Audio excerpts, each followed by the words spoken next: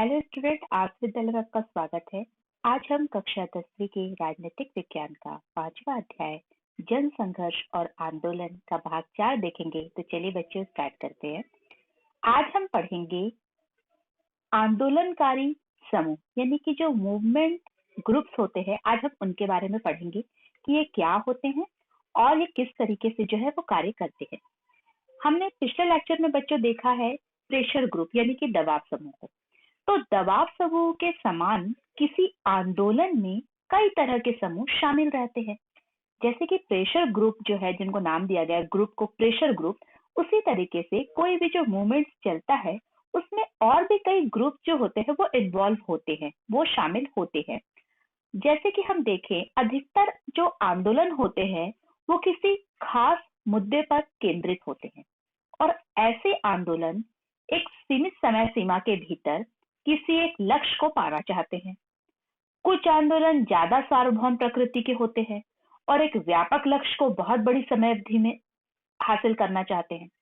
बहुत ही सिंपल शब्दों में अगर मैं बोलूं बच्चों, तो मैं आपको ये बता सकती हूँ कि जो आंदोलन है वो, जो आंदोलनकारी समूह होता है जिसको हम मूवमेंट ग्रुप कहते हैं, वो दो तरीके के हो सकते हैं। पहला होता है इशू स्पेसिफिक मूवमेंट्स होता है।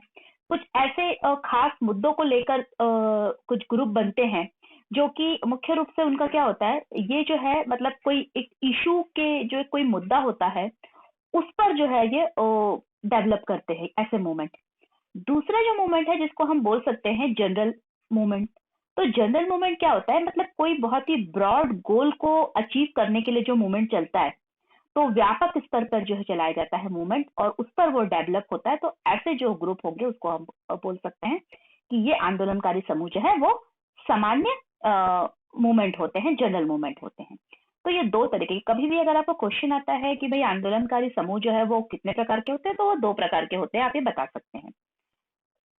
अगर हम पहले बात करते हैं इशू स्पेसिफिक मूवमेंट की, जैसे इशू स्पेसिफिक मूवमेंट जैसे कि हम बच्चों बहुत अच्छे से समझ सकते हैं। मान लीजिए आप सब लोग स्कूल में पढ़ते हैं और स्कूल में अगर आपको कहीं भी हमेशा अगर आपके स्कूल वाले ये बोलेंगे कि आपको स्पोर्ट्स के लिए कहीं भी बाहर नहीं ले जाया जाता है, तो आप लोग में से बहुत से लोग हो सकता है कि ग्रुप बनाकर ये एक उनको एक इशू मिल गया कि भाई ये स्कूल तो जो है कभी हमारे को स्पोर्ट्स के लिए बाहर ले जाना ही नहीं चाहता है।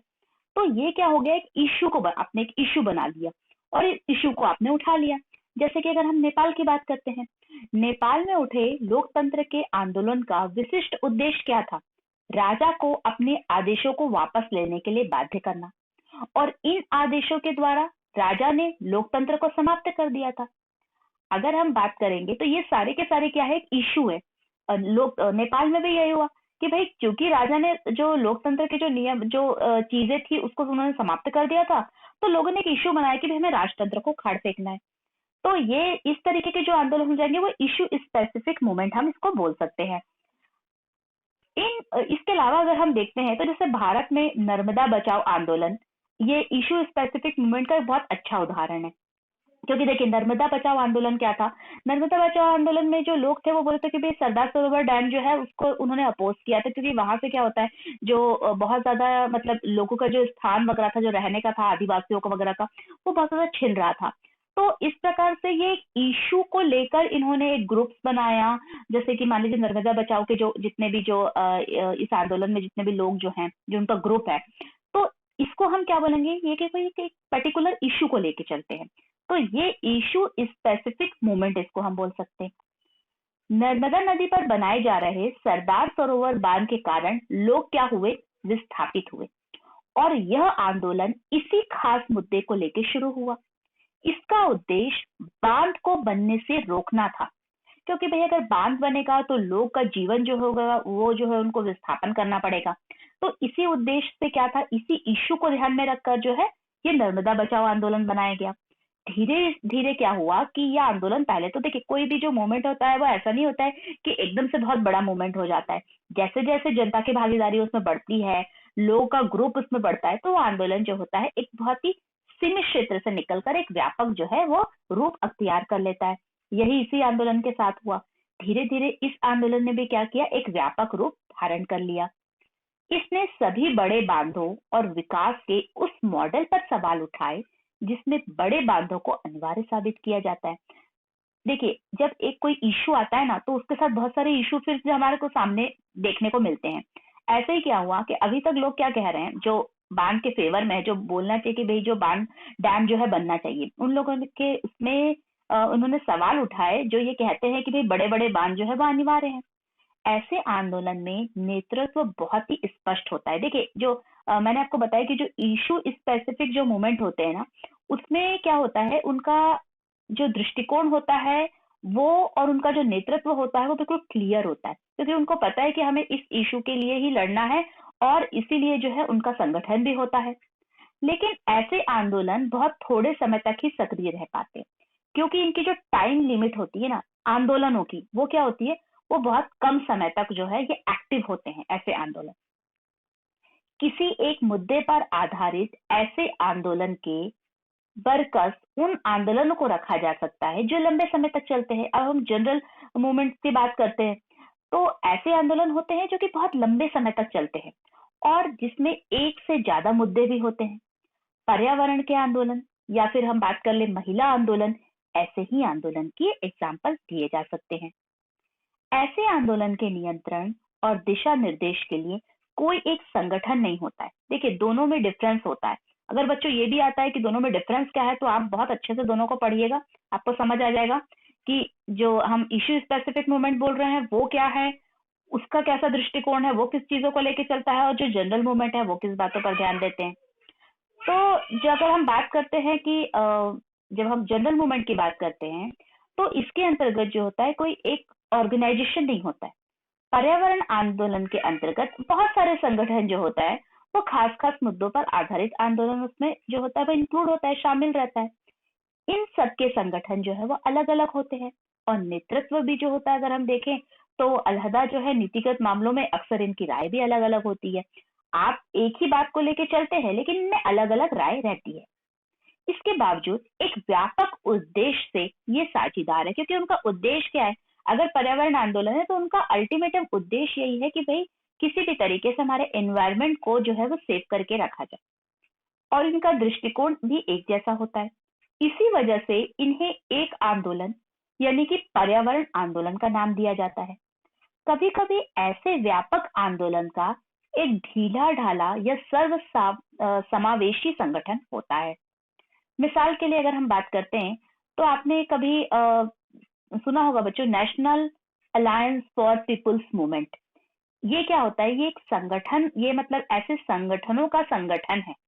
विभिन्न मुद्दों पर संघर्ष कर रहे अनेक आंदोलनकारी समूह इस संगठन के घटक है, और यह संगठन अपने देश में अनेक जन आंदोलनों की गतिविधियों में तालमेल बैठाने का काम करता है। दबाव समूह और आंदोलन राजनीति पर कई तरह से असर डालते हैं। दबाव समूह और आंदोलन अपने लक्ष्य और गतिविधियों के लिए जनता का समर्थन और सहानुभूति हासिल करने की भी कोशिश करते हैं। इसके लिए सूचना अभियान चलाना, बैठक आयोजित करना अथवा अर्जी दायर करना जैसे कई सारे जो ऐसे तरीके हैं जिसका कि हम सहारा लिया जाता है, इनकी मदद ली जाती है। और ऐसे अधिकतर समूह मीडिया को प्रभावित करने की भी कोशिश करते हैं, ताकि उनके मसलों पर मीडिया ज्यादा ध्यान दे। आप जानते हैं कि आजकल जो मीडिया होती है वो एक बहुत अच्छा माध्यम है अपने बात को रखने के लिए, और भारत जैसे अगर हम बात करें तो इतने व्यापक देश में सब लोगों तक अपने विचारों को पहुंचाने में, तो ये भी वही करते हैं कि ये भी चाहते हैं कि भाई मीडिया को प्रभावित करे, मीडिया उनकी ओर आकर्षित हो और ज्यादा से ज्यादा अटेंशन उनको दे, ताकि उनके आंदोलन को और ज्यादा सफलता प्राप्त हो।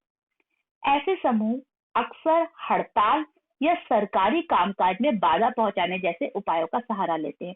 आपने मैं बहुत ही अगर अच्छा एग्जांपल दूं तो देख सकते हो बच्चों, कभी कोई आपने ऑर्गेनाइजेशन देखा होगा, कोई सरकारी फैक्ट्री में आप देखते हो कि मजदूरों का एक यूनियन होती है, उनकी संगठन होती है, और वो अपने कुछ मांगों को लेकर जो होता है वो कंपनी पे, वहां के मैनेजमेंट पे भी प्रेशर बनाते हैं। तो ये इस तरीके से हम बता सकते हैं कि ये सब जो है ग्रुप जो है इस तरीके से कार्य करते हैं। मजदूर संगठन, कर्मचारी संघ और अधिकतर आंदोलनकारी समूह अक्सर ऐसी युक्तियों का इस्तेमाल करते हैं कि सरकार उनकी मांगों की तरफ ध्यान देने के लिए बाध्य हो। व्यवसाय समूह अक्सर पेशेवर लॉबिस्ट नियुक्त करते हैं और महंगे विज्ञापनों को प्रायोजित करते हैं। क्योंकि भाई उनके पास पैसा होता है, जो बिजनेस क्लास के लोग होते हैं, तो वो जो है इसके लिए महंगे से महंगे जो होता है उनको एडवर्टाइज करते हैं। दबाव समूह और आंदोलनकारी समूह के कुछ व्यक्ति सरकार को सलाह देने वाली समिति और आधिकारिक निकायों में शिरकत कर सकते हैं। हालांकि दबाव समूह और आंदोलन दलीय राजनीति में सीधे भाग नहीं लेते हैं, लेकिन वे राजनीतिक दलों पर असर डालना चाहते हैं। अधिकतर आंदोलन किसी राजनीतिक दल से संबंधित नहीं होते, लेकिन उनका एक राजनीतिक पक्ष होता है। देखिए, ये कोई भी जो ग्रुप्स होते हैं ये डायरेक्ट नहीं होते हैं कि डायरेक्ट पॉलिटिक्स को इफेक्ट करते हैं, या डायरेक्ट जो होता है वो गवर्नमेंट को इफेक्ट करते हैं, लेकिन ये इनडायरेक्ट भी अपना काम करते हैं। आंदोलनों की राजनीतिक विचारधारा होती है और बड़े मुद्दों पर उनका एक राजनीतिक पक्ष होता है। राजनीतिक दल और दबाव समूह के बीच का रिश्ता कई रूप धारण कर सकता है। इसमें कुछ प्रत्यक्ष होते हैं तो कुछ अप्रत्यक्ष होते हैं। कुछ मामलों में दबाव समूह राजनीतिक दलों द्वारा ही बनाए गए होते हैं और उनका नेतृत्व भी राजनीतिक दल के नेता करते हैं। एक बात ये भी है बच्चों कि हम ठीक है कि जो राजनीतिक दल का नेता है वो डायरेक्टली नहीं है, लेकिन उसने बहुत सारे ऐसे प्रेशर ग्रुप बनाए हुए हैं और वो उसको लीड भी कर रहा है। कुछ दबाव समूह राजनीतिक दल की एक ब्रांच, एक शाखा के रूप में भी काम करते हैं।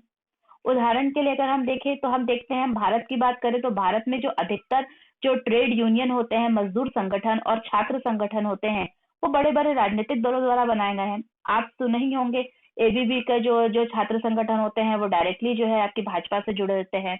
तो इस तरीके से ये सारे जो है आपके पार्टी से भी, राजनीतिक दलों से भी जो है उनके द्वारा भी बनाए गए हैं और उनकी संबद्धता राजनीतिक दलों से है। ऐसे दबाव समूह के अधिकतर नेता अमूमन किसी न किसी राजनीतिक दल के कार्यकर्ता और नेता होते हैं। कभी कभी राजनीतिक जो जो आंदोलन होता है वो राजनीतिक दल का रूप अख्तियार कर लेते हैं। जैसे कि उदाहरण के लिए विदेशी लोगों के विरुद्ध छात्रों ने असम आंदोलन चलाया और जब इस आंदोलन की समाप्ति हुई तो इस आंदोलन ने असम गण परिषद का रूप ले लिया। सन 1930 और 1940 के दशक में तमिलनाडु में समाज सुधार आंदोलन चले और डीएमके और एआईएडीएमके जैसी पार्टी की जड़ें इन समाज सुधार आंदोलन में ढूंढी जा सकती है। जो कि आप जानते हैं डीएमके तमिलनाडु का मतलब सबसे बड़ा एक तरीके से पार्टी है, तो वो भी इस आंदोलन के रूप में ही जो है वो उभरी। अधिकांशतः दबाव समूह और आंदोलन का राजनीतिक दलों से प्रत्यक्ष संबंध नहीं होता। दोनों परस्पर विरोधी पक्ष लेते हैं, फिर भी इनके बीच संवाद कायम रहता है और सुलह की बातचीत चलती रहती है।